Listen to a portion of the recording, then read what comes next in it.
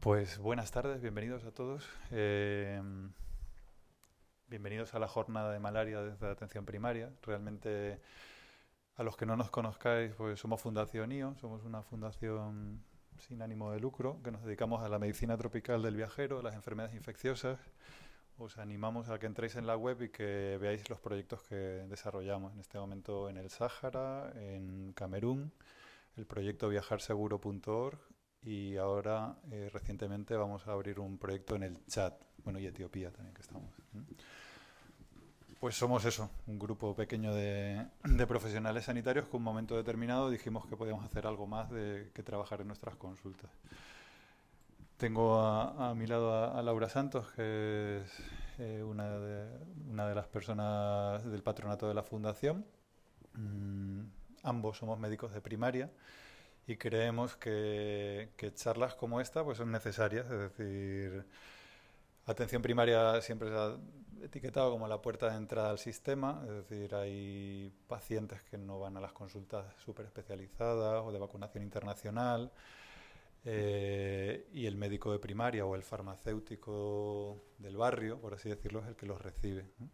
Y vamos a tratar un tema que para atención primaria es un gran desconocido. Yo creo que está pasando con una serie de enfermedades, con el Zika, con el chikungunya, con una serie de cosas que el médico de primaria está ahí, que lo oye, lo ve por la prensa y muchas veces las fuentes de información que tiene no son.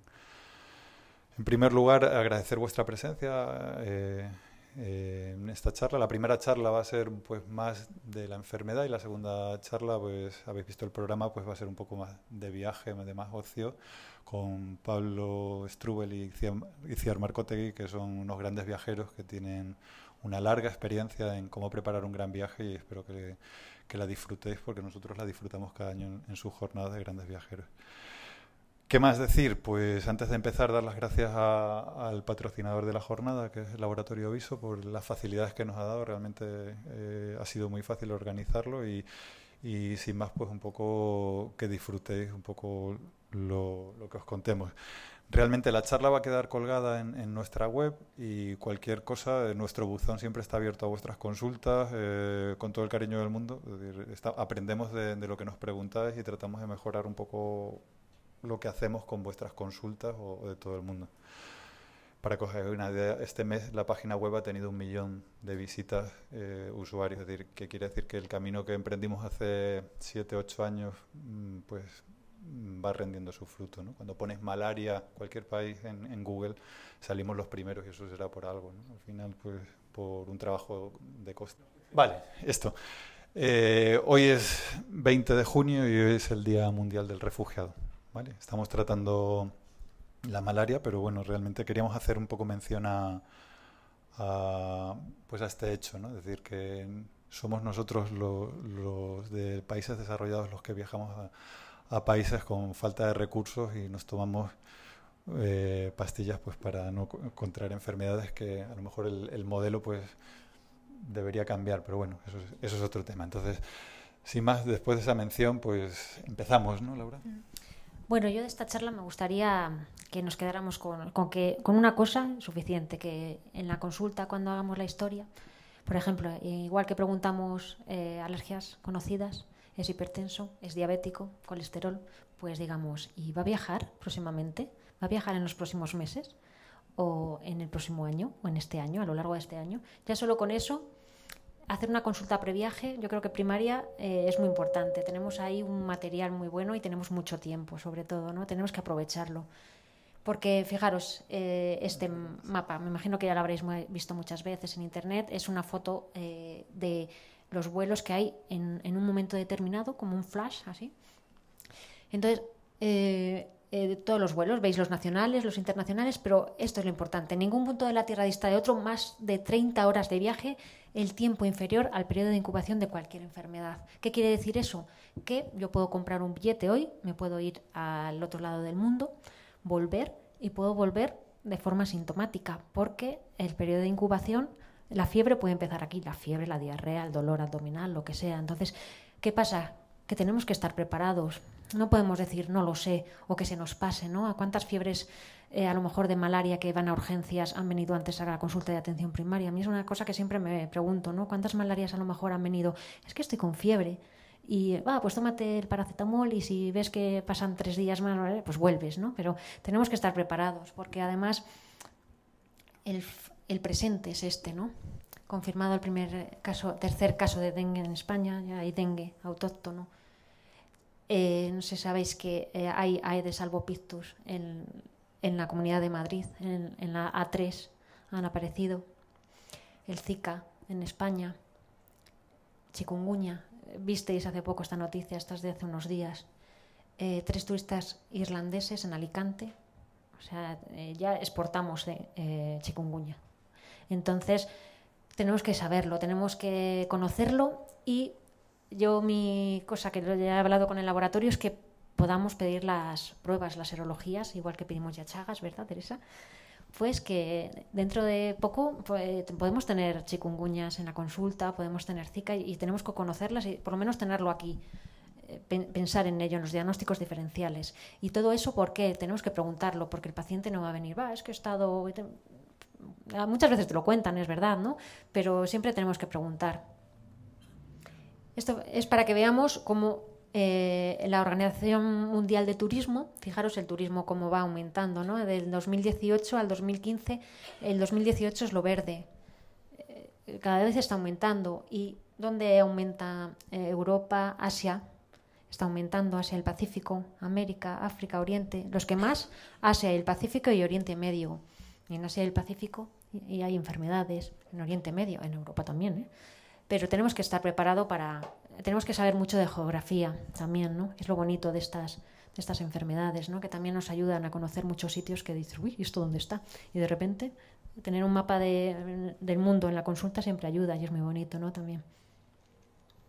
Porque el papel de atención primaria, sabemos de tiroides, sabemos de diabetes, sabemos de hipertensión, sabemos de todo, pero tenemos que saber o tener la curiosidad, ¿no? De saber que está eso, que luego no llegamos o no desconocemos, bueno, pues ya puedes derivarlo, pero por lo menos saber que existe, ¿no? Y que esté en nuestras cabezas.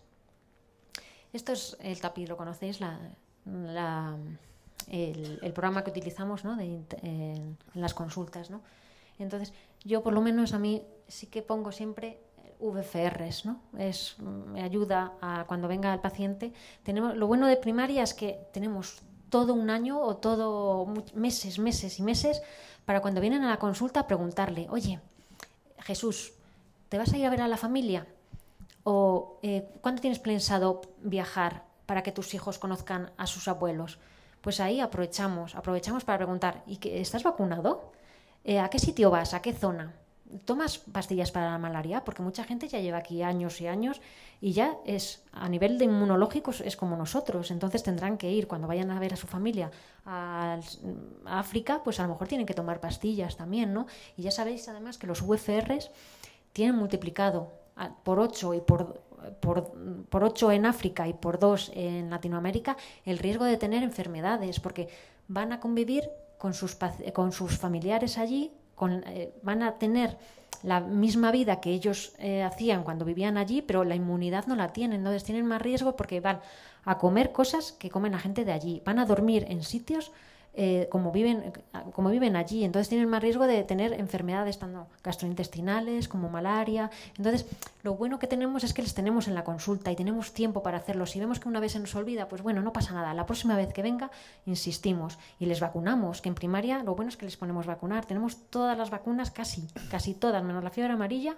podemos prescribir todas las vacunas para que se vaya correctamente vacunado, porque luego está la lista de espera en los centros de vacunación internacional. Tenemos que perder el miedo. Entonces, bueno, con que os quede esta cosa y crearos un poco de inquietud, a mí ya con eso me bastaba. La teoría está en todos los sitios, en todas las guías, que luego ya os explicaremos que hay muchísimas, ¿no? Esto es un estudio que se presentó en el Congreso Nacional de Semergen, ¿verdad, Manuel?, en Gran Canaria en el 2010. Se preguntó a los profesionales sanitarios, médicos y enfermeras, sobre cómo ellos el manejo que tenían del paciente viajero y de la patología tropical. Entonces, participaron 33 médicos, 33% de médicos y un 67% de enfermeros. Y la pregunta clave era si estaba atención primaria preparada para atender al viajero. Y fijaros, un 62% decían que no. ¿Cómo creéis que estamos ahora? Esto fue en el 2010. ¿Estamos preparados? ¿Creéis? No, ¿verdad?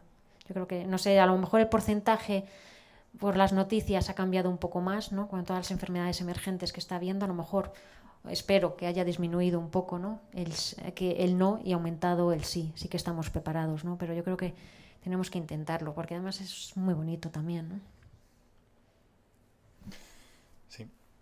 A nosotros que nos encantan las enfermedades tropicales y nos dedicamos a esto, me decía un amigo esta mañana, dice, oye, ¿tú qué estás haciendo esto de... ¿No estarás tú cuando viajas a África trayendo cosas aquí a España? Dice, al final, realmente está a la vuelta de la esquina, ya fuera de bromas, es decir, nuestra responsabilidad como profesionales sanitarios, el que se nos pase una fiebre de alguien, como estos casos que os pongo, acusan al hospital por errar en un diagnóstico, porque la malaria, y ahora veremos los síntomas que da, pues a veces es una faringomigdalitis o una fiebre sin más, y le mandamos a casa. Y una malaria grave, cerebral, por un Plasmodium falciparum, puede matar a alguien en 72 horas. ¿Vale? Incluso. Vamos a ver un poco la historia, porque realmente hablamos de países de África, sobre todo el 92% de las muertes de malaria se sitúan en África, pero si vamos a esta diapositiva, que es algo de historia, España está por aquí. ¿Dónde está? España erradicó la malaria en septiembre de 1964, es decir, que realmente si vemos un poco los hitos históricos, es decir, a principios de siglo, los casos un poco en miles en España, la educación sanitaria, fijaros, el drenado de los famosos pantanos, de los humedales, el control vectorial, la guerra civil, después de la guerra civil el brote, un poco por la pérdida un poco de la salubridad, aquí se inició el tratamiento y la erradicación. Realmente esas son las zonas de malaria que quedaban en España al final, la zona de Extremadura endémica. Y esto es un mapa que dices, pues no hace tanto, esto es de 1968. ¿Vale? De hecho, bueno, habéis oído lo del cambio climático, habéis oído un poco que cada vez tenemos más mosquitos. Ha dicho Laura que tenemos el mosquito tigre ya en Madrid.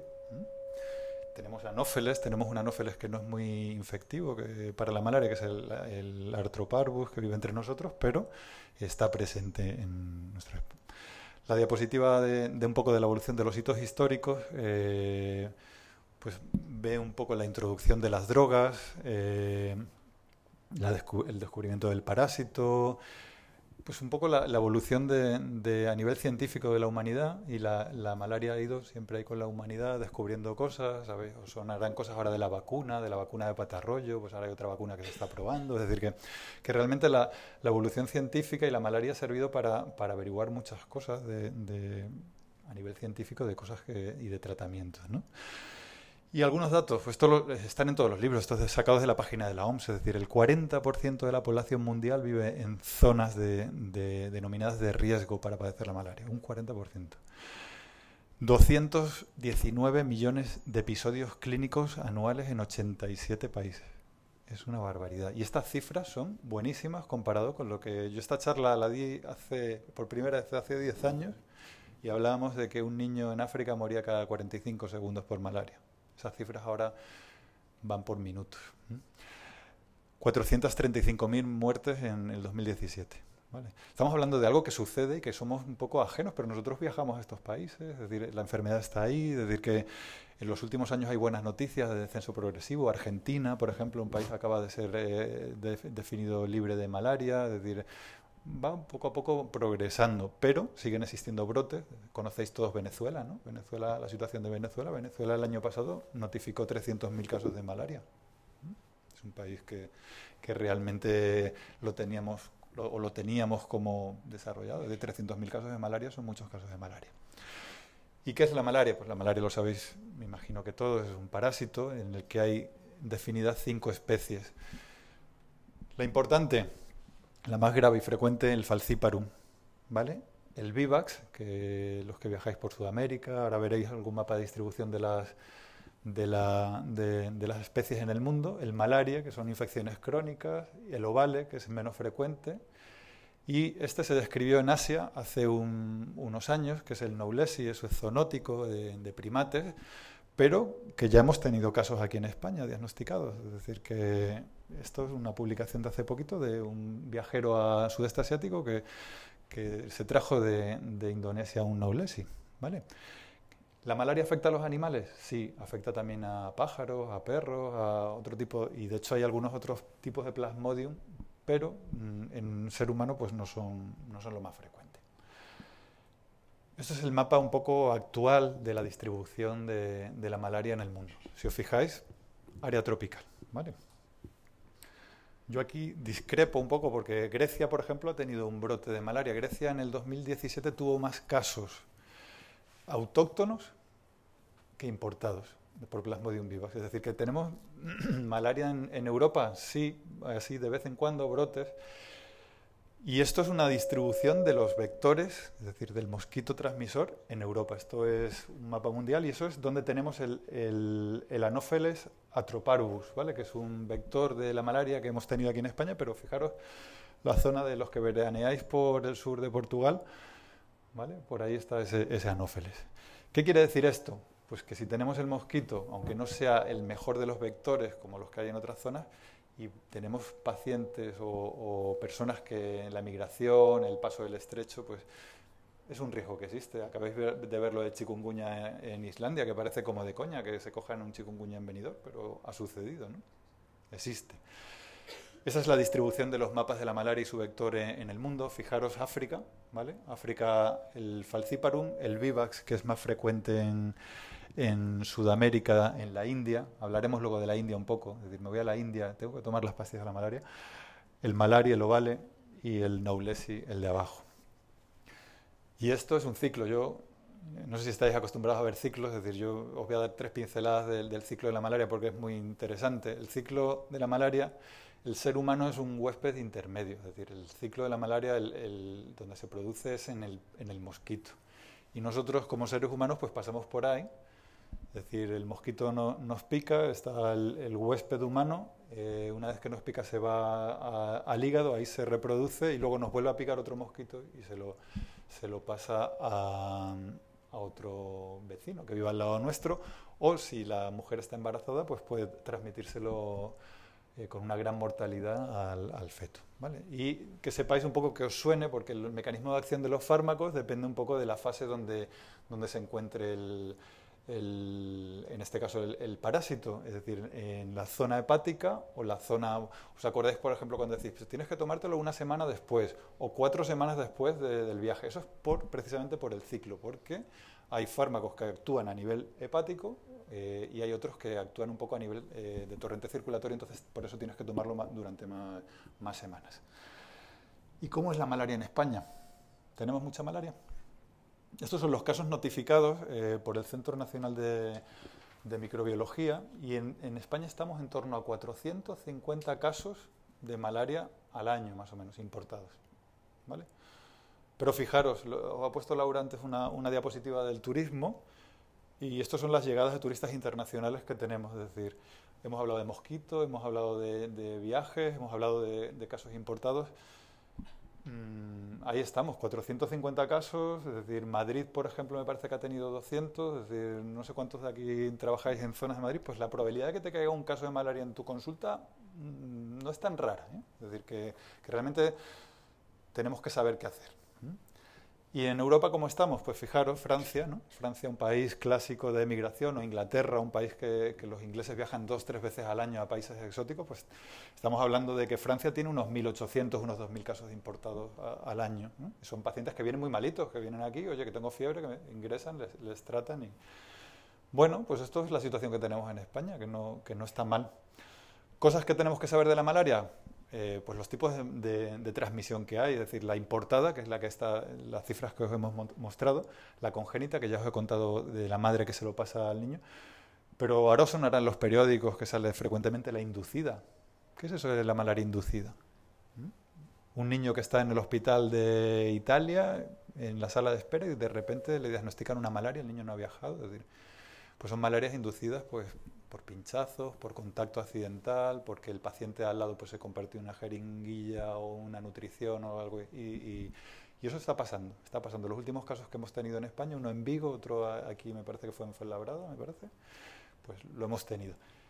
Malaria introducida, esa es famosa, ¿no? La transmisión de los mosquitos infectados. Esto no suena, ¿veis? Cuando vais a África y volvéis, ¿no habéis visto a las azafatas con el spray por toda la carlinga para desinfectar? Pues son mosquitos que se quedan ahí en el entorno hospitalario, en el entorno del aeropuerto, que vienen con el parásito y de repente hay un caso en Alcalá de Henares de una mujer que no ha salido nunca y de repente tiene una malaria. Eso está publicado, ¿eh? Aquí en España. Y luego la autóctona, que es mosquitos locales infectados a partir de casos importados, es decir, lo que os hablaba, es decir, tenemos el vector aquí en una zona de nuestro país que pica a un temporero que viene de Pakistán y resulta que el agricultor de toda la vida va al hospital de los Monegros y le dicen que tiene malaria. ¿Y eso cómo va a ser? Pues eso ha pasado aquí en España.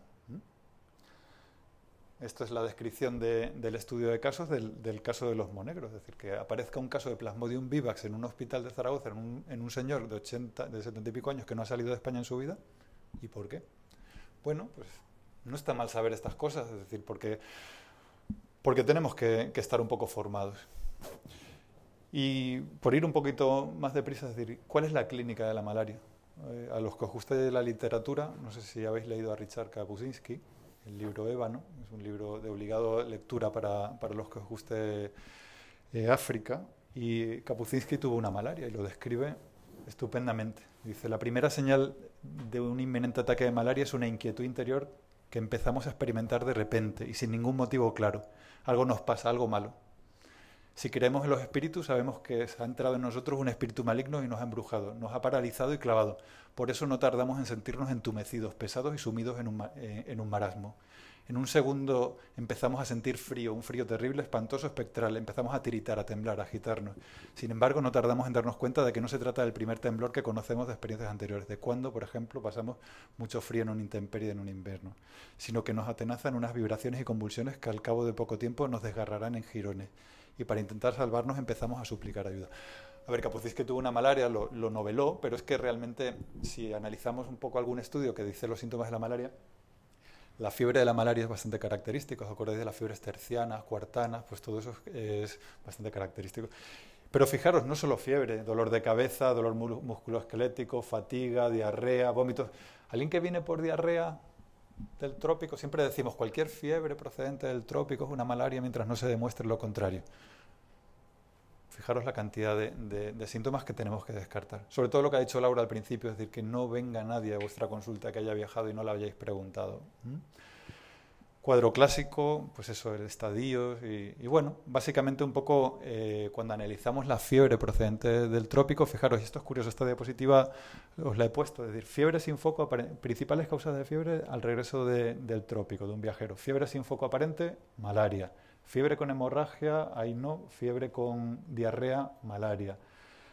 Fiebre con hepatomegalia, malaria. Fiebre con mialgias, ahí también debería estar la malaria. Fiebre con ictericia, malaria. Es decir que es curioso, ¿no? Debemos estar un poco atentos y familiarizados. Y esto es un tema, es decir, el diagnóstico. Es decir, nosotros, médicos de primaria, no podemos pedir ninguna cosa de estas. Ni siquiera tenemos esto que está... Es decir, yo creo que los centros de salud de nuestro entorno deberíamos tener, aunque sea un test rápido. Vale 3 euros, está hasta en la Conchinchina. Cualquier centro de África tiene un test rápido y nosotros no tenemos la posibilidad de diagnosticarlo. Pues a lo mejor sería cuestión de plantear que en un centro pues hubiera un test rápido. El gol estándar de la famosa gota gruesa que todos habréis conocido, es decir... Primero, no es fácil de hacer, necesitas un microscopista entrenado, luego se hace una extensión fina, que tenéis ahí al lado, que se ve un poquito mejor, pero es menos sensible, y detecta entre 5 y 10 parásitos. Lo que tenéis al lado es la PCR, la reacción en cadena de la polimerasa, es decir, que detecta ADN del parásito, que es muchísimo más sensible. De hecho, esa que veis ahí abajo, que se llama LAMP, que os suene LAMP, porque esto es el futuro, es hacer PCRs a tiempo... O sea, en el trópico a 60 grados, sin necesidad de termocicladores ni nada por el estilo, pues eso aumenta la sensibilidad un montón. Y esto son los rapid tests, que la OMS tiene una lista de test rápidos que funcionan, pues es una herramienta muy útil, porque si tú tienes un rapid test que es negativo, pues te quedas más tranquilo que nada.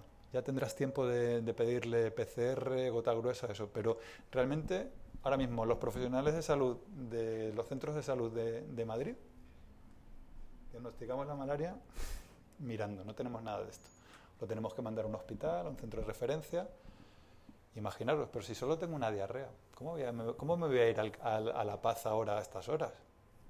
Pues, ¿vale? Ahí pasa, y la reproducción del parásito dentro de nosotros es tiempo dependiente. Entonces, ahí está el problema de las muertes por malaria. Famosos pilotos que vienen a nuestras consultas. No, si yo soy un piloto de Iberia y viajo muchísimo, ¿cómo voy a coger una malaria? Ya me voy a casa y si me encuentro mal ya volveré. Fallecido, ¿vale? El tratamiento, por eso os decía, diagnosticar y tratar, porque tratar es una urgencia clínica. Sin el tratamiento es una enfermedad potencialmente mortal. No vamos a entrar ahora en contaros los fármacos para el tratamiento, pero que sepáis que la OMS utiliza las artemisinas, es decir, como primera elección. De hecho, ha reemplazado en la utilidad pues a la famosa cloroquina, quinina, sulfadoxina y pirimetamina. Aún sigue utilizándose mucho la quinina, es decir, pero bueno, y ahí tenéis algunos de los tratamientos que se utilizan. Y luego, sobre todo, las medidas para garantizar el manejo. Es decir, estos pacientes muchas veces hay que ingresarlos, otras veces no. Es decir, hay proyectos, por ejemplo, en hospitales. El Hospital de Alcalá de Henares no ingresa las malarias, sino las sigue telefónicamente. Es decir, bueno. Y luego esto de los tratamientos para las formas un poco quiescentes. No os lo he dicho, pero Plasmodium vivax y Plasmodium ovale tienen la capacidad de quedarse acantonados en el hígado, con las formas que se llaman hipnozoitos.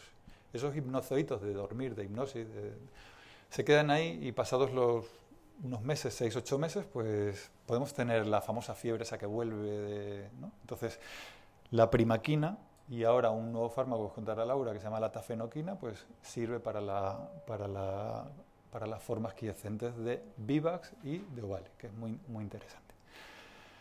Y esto os lo contaba, es decir, tenemos un problema de resistencia a nivel mundial de antibióticos, sabéis un poco el mal uso que se ha hecho de los antibióticos, y también tenemos un problema de resistencia a nivel de antimaláricos. De hecho, en la frontera de Myanmar, de Vietnam, de Indonesia, hay un problemón con las artemisinas, que se están describiendo resistencias a los tratamientos para la malaria. De hecho, ahora hay algunos estudios en África que se están estudiando si realmente en África está pasando. O sea, si está pasando en Sudeste Asiático, ¿no está pasando en África? ¿O es que no se han mandado recursos para estudiarlo en África suficiente? Pues probablemente nos llevemos una sorpresa en los próximos años con las resistencias a las artemisinas en África. Y esto os lo contaba antes, es decir, aunque Donald Trump diga lo contrario, hay cambio climático. Y los mosquitos van para arriba, las poblaciones van para arriba. No sé si habéis visto una foto de la Antártida ayer, me parece que salía un trineo de perros sobre agua, es decir, en Groenlandia. Bueno, pues es lo que está pasando. ¿Qué tenemos que hacer nosotros como profesionales sanitarios en nuestros pacientes viajeros? A, B, C y D. A, atención, ser conscientes del riesgo que tiene ese viajero. B, medidas de protección personal para evitar la picadura. C, el cumplimiento de la quimioprofilaxis, es decir, que si vamos a una zona de riesgo, evaluar ese riesgo, que cumplan la quimioprofilaxis. Y D, hacer un diagnóstico y tratamiento rápido por las consecuencias que os he dicho de que es una enfermedad mortal que puede tener unas consecuencias pues fatales. Y para prevenir, la B, esa, pues tenemos que conocer al enemigo, ¿no? Para poder actuar sobre él tenemos que conocerle un poco, ¿no? Entonces, este es nuestro amigo, el Anófeles. Hay varios tipos de mosquitos, os he puesto todos aquí, la Aedes, el Anófeles y el Cules, que son los que transmiten las principales enfermedades al picar. Transmiten, por ejemplo, el Aedes, el dengue, chikungunya, Zika, la fiebre amarilla, el Anófeles, la malaria, y el Cules, la encefalitis japonesa, el West Nile, bueno. Lo importante es que no todos los mosquitos son iguales, igual que no todas las personas son iguales. Entonces, por ejemplo, el Anófeles, el de la malaria, pica de noche al atardecer. Siempre se piensa que todos, no todos, porque por ejemplo el Aedes también pica de día. Entonces, bueno, generalmente en estos países hay malaria, pero también hay en muchos países hay Zika, hay dengue. Entonces, bueno, conviene protegerse siempre durante el día y durante la noche. La malaria sí que es verdad que pica a la noche, al atardecer, cuando se va el sol, toda la noche. Pica en el interior y en el exterior. Entonces eso es importante, que lo sepamos también para tomar las medidas necesarias. Cuando salgo fuera, pero también dentro de casa, donde esté, ¿no? Y en los medios rurales fundamentalmente. En cambio, el Aedes, por ejemplo, dengue, chikungunya, también es muy típico de zonas urbanas o periurbanas. Las típicas macetas que hay, las ruedas estas en los jardines, donde se queda agua estancada, ahí el mosquito pone las larvas y es una fuente de nacimiento de mosquitos. Entonces es importante también, ahí las medidas sanitarias de salud pública pasan cada poco con insecticidas en los jardines para fumigar, ¿no? Entonces, bueno, nos quedamos con el anófeles, la malaria, que pica al atardecer durante toda la noche. Entonces, si conocemos el mosquito, nos tenemos que proteger en ese periodo, ¿no? Entonces, las medidas generales, ¿qué hacemos?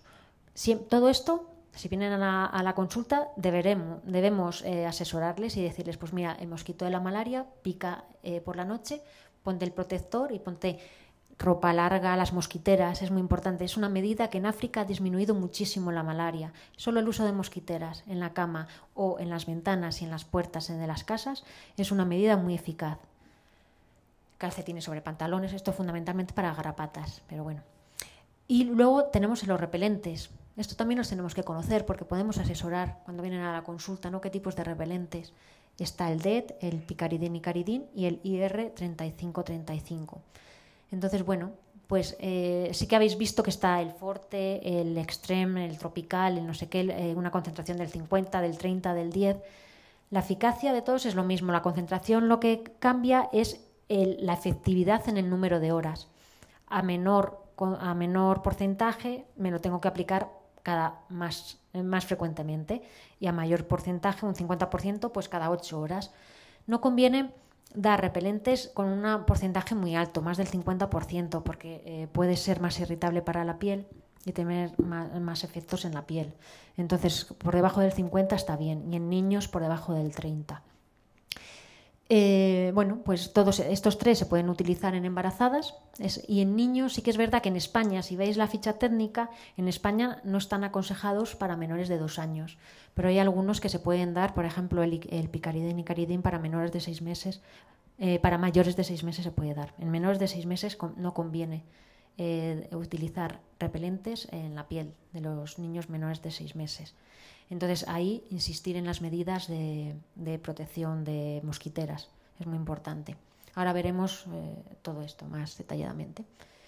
Y lo de la crema solar es importante también advertir, y es una cosa que muchas veces preguntan los viajeros, ¿no? No se pueden dar juntas porque se altera la absorción. Entonces primero dar la crema solar, esperar media hora, 15 minutos, media hora, y dar luego la crema solar. Y bueno, tener cuidado en los niños, no dárselo en las manos porque se lo chupan, no tener cuidado con las mucosas, bueno, todas esas medidas que todos más o menos ya conocéis, ¿no? Luego también la permetrina, impregnar la ropa y las mosquiteras en permetrina hace que aumente muchísimo más la efectividad en la ropa y en las mosquiteras. Es mucho más efectiva. La permetrina es otro repelente que se utiliza mucho. Puedes impregnarlo, lo venden y todo también en sprays, y puedes impregnar tú mismo. No se puede dar sobre la piel, pero sí sobre la ropa y sobre las mosquiteras, y es también muy eficaz. Aumenta muchísimo más la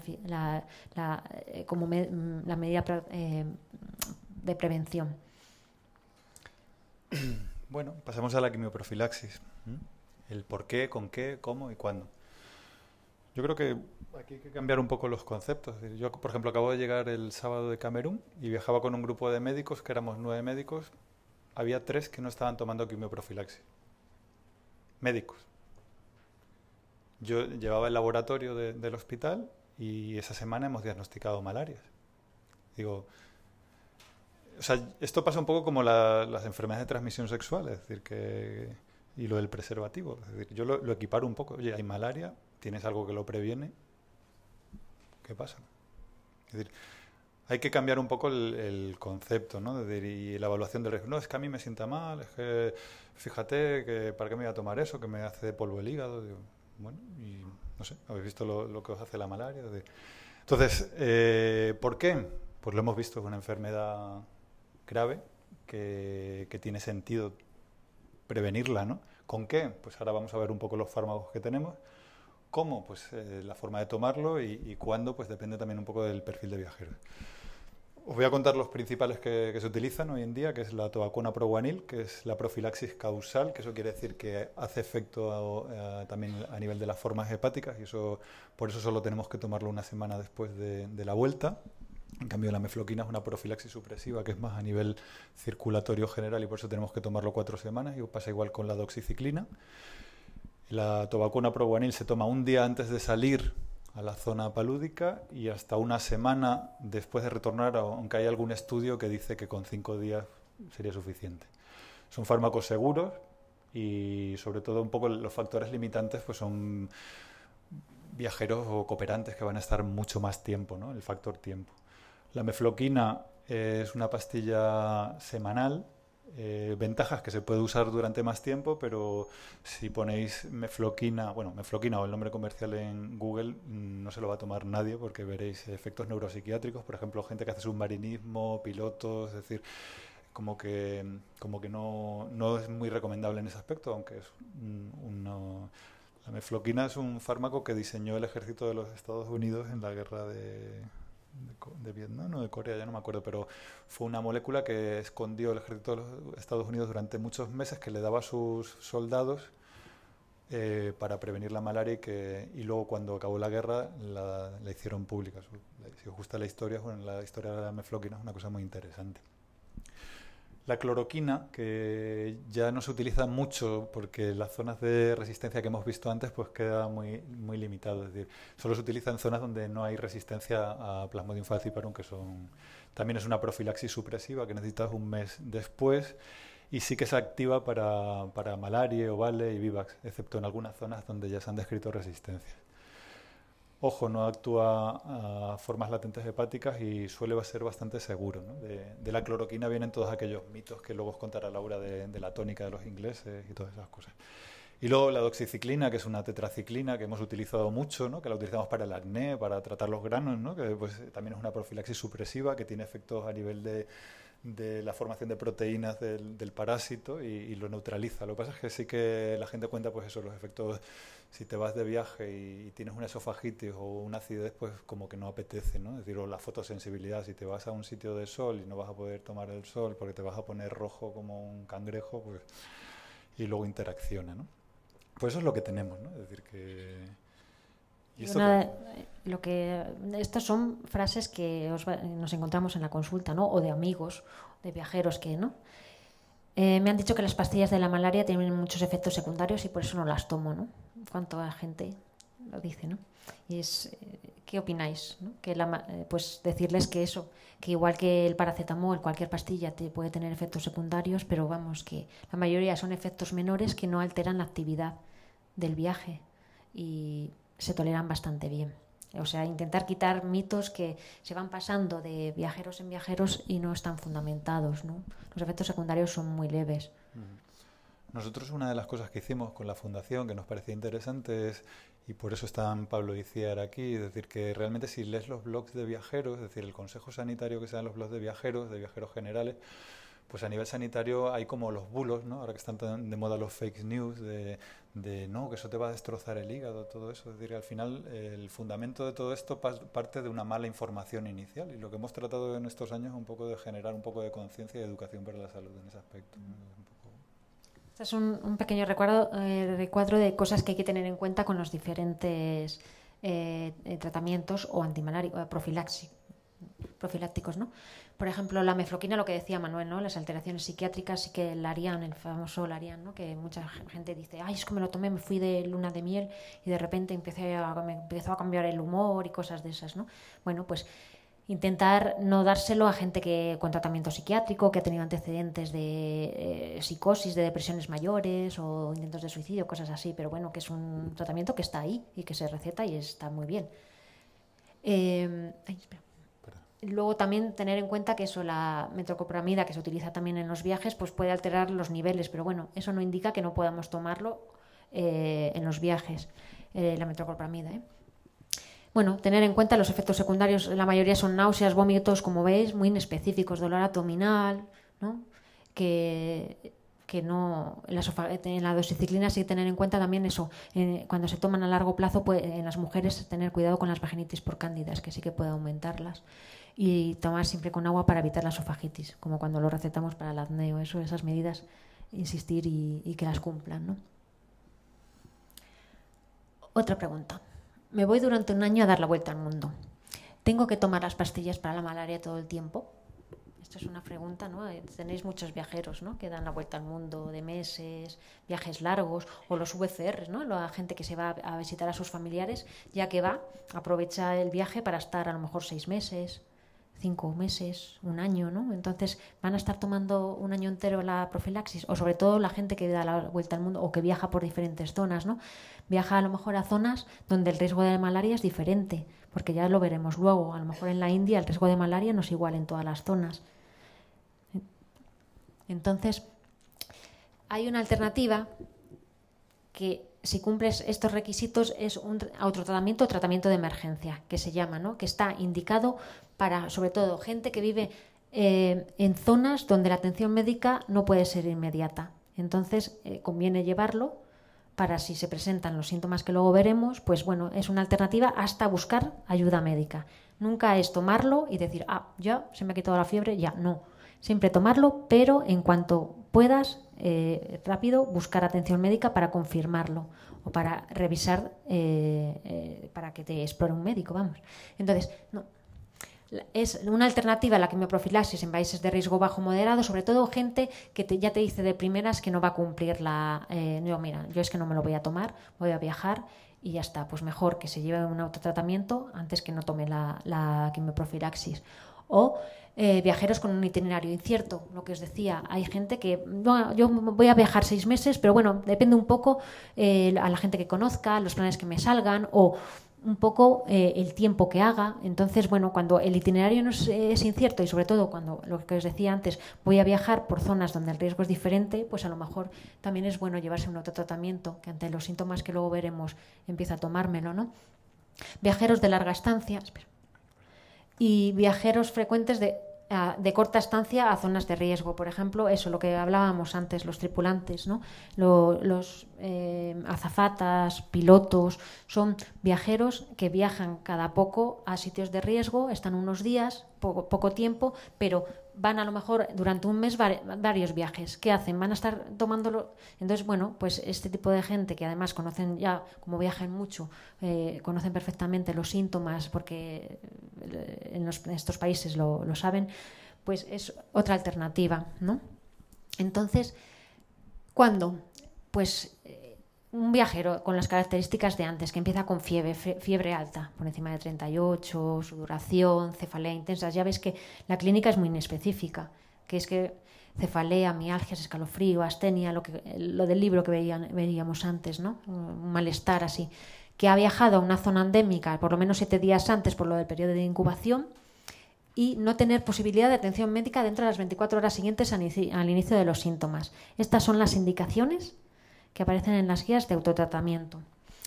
Os pongo aquí esta guía que del año pasado, que ha hecho un grupo de expertos que pertenece a la Sociedad Española de Medicina Tropical, que está muy bien, la podéis descargar por internet y conviene que la tengáis en la consulta porque viene país por país las medidas, tanto las medidas antimosquitos como la profilaxis recomendada para cada sitio, para cada país. Está muy bien, es muy fácil vienen los países por orden alfabético y es muy práctica.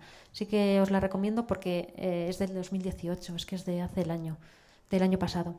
Y siempre insistir que si te la tomas, no dejarlo, sino que pedir valoración por profesional sanitario enseguida, dentro de las 24 horas siguientes a tomarte el tratamiento. ¿Y cuál es? Pues hay varios tipos, ¿no? El que más se utiliza es la Tobacona Proanil. Se toman 4 comprimidos al día durante 3 días seguidos, con la comida, con lácteos. En los niños siempre, ya lo veremos también luego, es según el peso. Entonces, bueno, pero para los adultos 4 comprimidos al día durante 3 días. Otra alternativa es el Artemeter, lumefantine, pero es un medicamento extranjero aquí, que se puede pedir por medicamento extranjero, pero menos útil. Y la piperaquina dihidroartemisina, que también se utiliza, pero sobre todo, yo creo que el que más se utiliza es la Tobacona Proanil. Igual, siempre en los niños por peso. Otra consulta que podéis tener, ¿no? Que a lo mejor lo habéis oído, amigos o consultas. Yo siempre tomo vitaminas antes y durante el viaje, para que me piquen menos los mosquitos. ¿Lo habíais oído? La vitamina B1, ¿no? Que mucha gente lo dice, ¿verdad? Esta, la vitamina B1. Hay gente que lo toma 10 miligramos 2 semanas antes de viajar y durante el viaje, porque dicen que cambia el sudor, le cambia el olor y hace que los mosquitos no se acerquen, como una especie de repelente natural. La FDA, este es del año pasado, sacó un comunicado diciendo que hay falta de datos adecuados para establecer la efectividad de este y otros ingredientes para su uso oral de venta libre como repelente de insectos. O sea que no está científicamente demostrado que la B1 se utilice de forma habitual o no hay estudios científicos que lo avalen. ¿Los dispositivos electrónicos y pulseras los utilizáis? Pues bueno, aquí os he puesto también, por si queréis luego mirarlo, también hay estudios que no hay estudios científicos que lo avalen. Las pulseras tienen el repelente en la zona donde está la pulsera, pueden tener efectividad, pero a nivel general, si te la pones aquí, en el tobillo, o aquí, o en la tripa, o en cualquier sitio, es que la efectividad es local. Entonces, y lo mismo con los dispositivos electrónicos. Entonces, nada. Y luego también el ajo, no sé si lo habéis oído. Hay estudios que tampoco lo avalan científicamente, ¿no? Entonces, bueno, pues todo esto, tenerlo en cuenta, ¿no? Más preguntas. Esto seguro que también nos lo preguntan. O si no nos lo preguntan, tenemos que tenerlo nosotros. Cuando se vaya la gente de viaje, decirle, oye, o te vas a quedar embarazado o estás embarazada. Entonces, bueno, tenerlo en cuenta y saberlo también es importante, porque mucha gente se va de luna de miel, ¿no? A África, a los viajes, ¿no? Estoy embarazada y me voy de viaje a Etiopía. ¿Puedo tomar alguna pastilla para la malaria? ¿Cuál?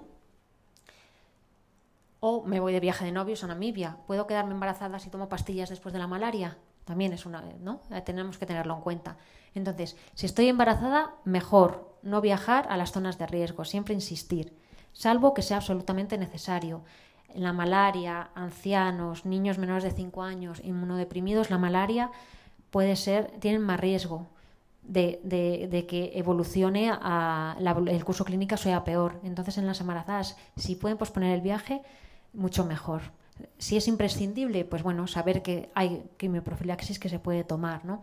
La mefloquina es segura en el segundo y tercer trimestre, pero si es necesario se puede tomar también en el primer trimestre.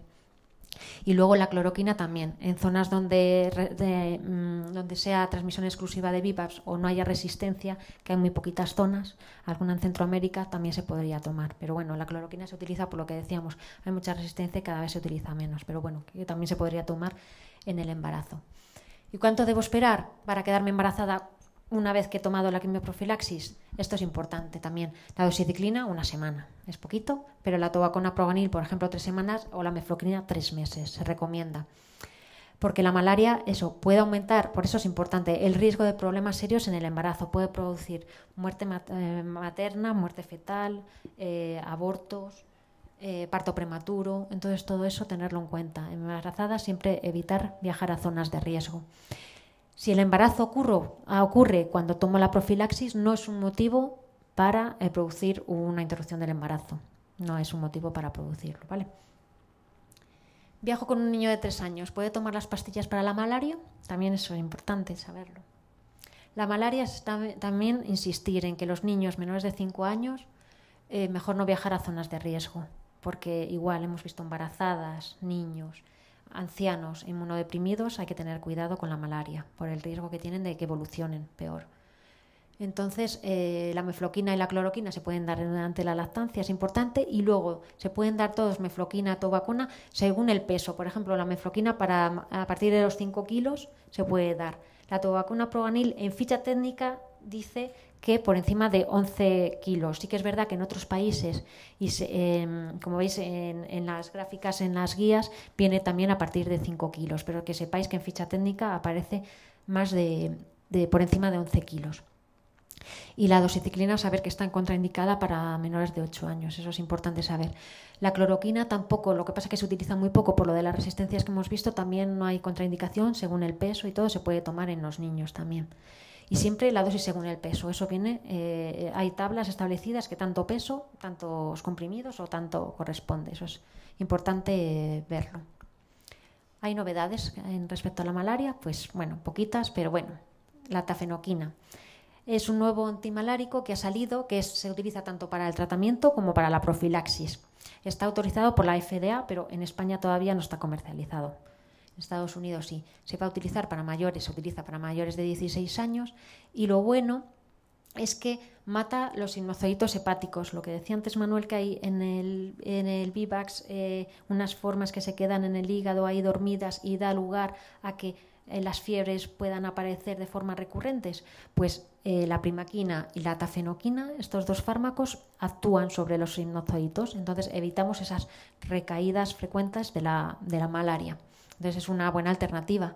No se puede dar igual que la primaquina en gente con déficit de glucosa 6-fosfato deshidrogenasa, por eso requiere hacer un test, a ser posible cuantitativo, de a ver si tenemos para ver si tenemos un déficit, porque no se puede tomar este fármaco porque puede producir una anemia hemolítica.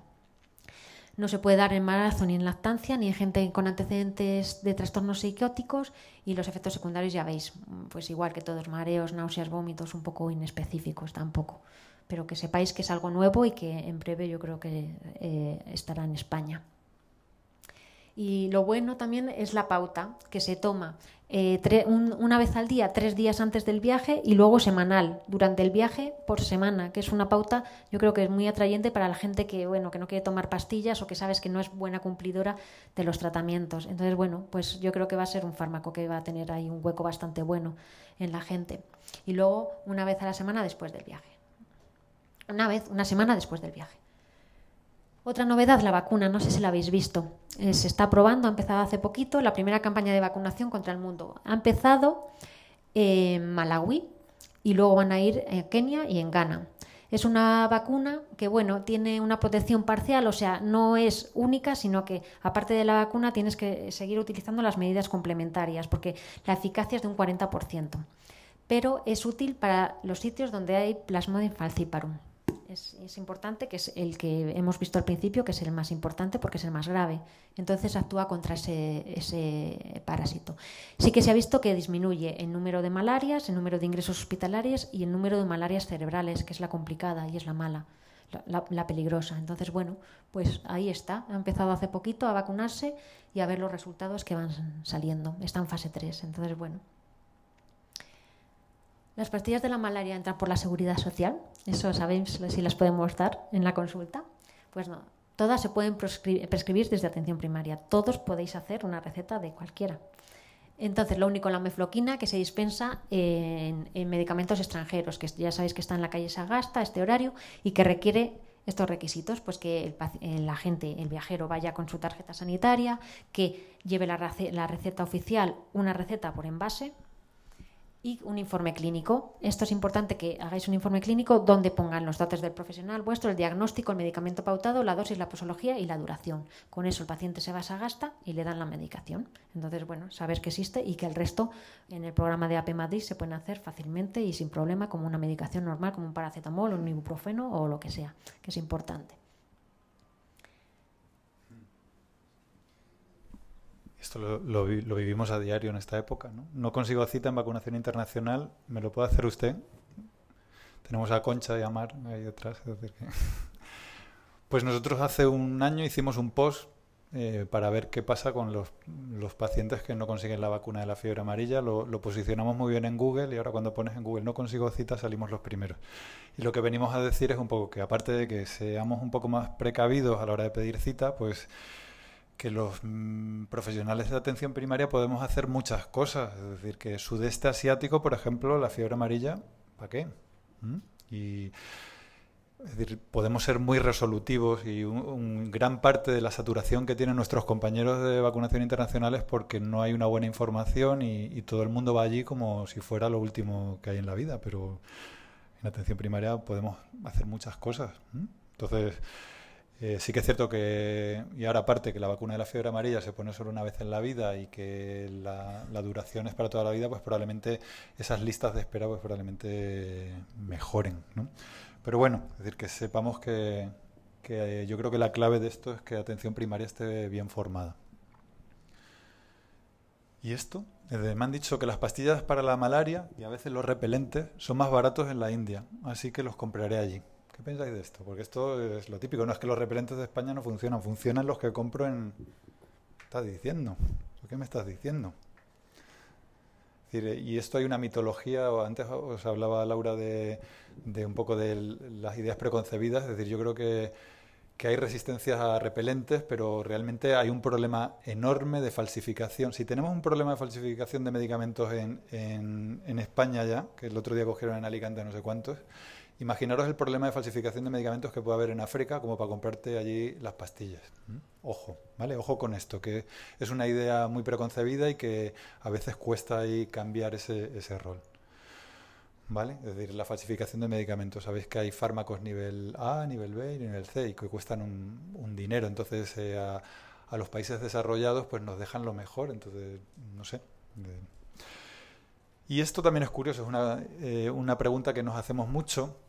Y en esa zona de la India, con esta sequía que hace, ¿realmente me tengo que tomar las pastillas? Es decir, y esto ya está cambiando un poco a nivel mundial. Es decir, las nuevas guías pues sí que hablan un poco de que a ver, esto es el mundo, esto es las zonas de malaria, esto es la India y es que a lo mejor yo voy aquí, ¿no? Es decir, y ahí ya entra nuestra capacidad, nuestra información, el estar informados y evaluar también un poco el riesgo que tienen esos pacientes y todo lo que os hemos contado del autotratamiento y todo eso, el sentido común. Habría que hacer una medicina personalizada para cada paciente y cada viaje, cosa que es muy difícil y por eso a veces los consejos tendemos a generalizarlos. Pero sí que es cierto que hay zonas, es decir, pues que realmente pues habrá que plantearse si en un momento determinado pues es necesario. Pero bueno, que esta información está, el tema es que la encontremos y que sepamos un poco dar el consejo adecuado. Unos casos clínicos para ver un poco. Este es nuestro centro de salud, trabajamos en Vallecas, Buenos Aires, Nuestra población es más o menos un 35-40% de VFRs, que es una población muy curiosa. Esos podemos ser nosotros. Siempre vemos un poco pues este tipo de pacientes, ¿no? Hay un poco de todo, cada vez gente con más dinero, gente rara. Destino Angola, ¿no? Es decir, soy auxiliar de vuelo, he conseguido un trabajo para estos 6 meses y voy a estar yendo y viniendo durante 6 meses. ¿Qué tratamiento le vamos a dar? Pues a lo mejor la primera vez que viaje le aconsejamos el tratamiento y luego hacemos un tratamiento pues de educación para la salud que sepa un poco las medidas preventivas y le explicamos lo que os ha dicho Laura de decir, estos son los síntomas, existe la posibilidad de un autotratamiento y como viajas mucho y estás aquí día sí, día no, pues a lo mejor sí que tienes la posibilidad de venir al médico en un momento. Más casos clínicos. Me voy a Senegal 2 meses. Pues bueno, 2 meses. Una doxiciclina podría ser un buen tratamiento. Me voy a Angola. Duración 7 días para volver después. Una estancia luego a la vuelta de 1 o 2 años. Pues a lo mejor en ese primer viaje sí que podemos darle la tobacuna proguanil, explicarle todo eso y luego para esos 2 años que vas a estar, pues todas las medidas un poco y sobre todo la geografía sanitaria. A mí esto me gusta mucho, es decir, y tenemos un proyecto que era Hospitales del Mundo, es decir, garantizar un poco qué centros de calidad y realmente os animo a que entréis en las redes para que buscar información de hospitales fiables que pueda haber en una zona de Angola, es decir, o que alguien te cuente. Realmente no hay una red mundial que te diga este hospital es bueno, ni siquiera los seguros médicos, y os aseguro que yo he trabajado en uno durante muchos años, tienen una información fiable y esto es una información volátil y estando como cuando vas al dentista, es decir, que si tienes un buen profesional a mano y esa información es fiable, pues merece mucho la pena tener esa información. Viajar seguro en cierta medida quería un poco cubrir ese déficit. Voy a Guinea Ecuatorial, una duración ilimitada, pues una profilaxis no. Voy a Ghana, una duración ilimitada, una profilaxis no. Esto lo conocemos todos los profesionales de la salud. Esto es una matriz de riesgo. Esto lo utilizamos para el riesgo cardiovascular. Es decir, simplemente desde esta charla os pedimos que la apliquéis para otra serie de cosas, que es muy útil. Es decir, el impacto, las consecuencias de una malaria puede ser muy alto y la probabilidad pues la tenéis que evaluar, ¿no? Y ahí entra nuestra matriz de riesgo. A lo mejor una app que te calcule esto podría ser una buena idea. Ahí lo dejo para si alguien la quiere desarrollar. Y las fuentes de consulta, ¿no? Es decir, debemos estar informados, no tenemos excusa para conocer todas estas páginas web donde hay pues mucha información fidedigna, fiable, interesante. Aquí os dejamos el CDC, el WHO, el ECDC, la guía de la SEMSI que os ha dicho Laura, nuestra web que está ahí disponible. Nuestra web nació un poco para los profesionales de atención primaria, para esa carencia formativa que decíamos que había un 60% de profesionales que veíamos que no estábamos capacitados para hacer este trabajo, y es un proyecto colaborativo, de eso que se llama de que todo el mundo que quiera colaborar, pues estamos abiertos a mejorar la información que damos. De hecho, nosotros aprendemos, lo decía al principio de la charla, aprendemos de las consultas que nos entran y ahí vamos mejorando el contenido que damos en función de las consultas.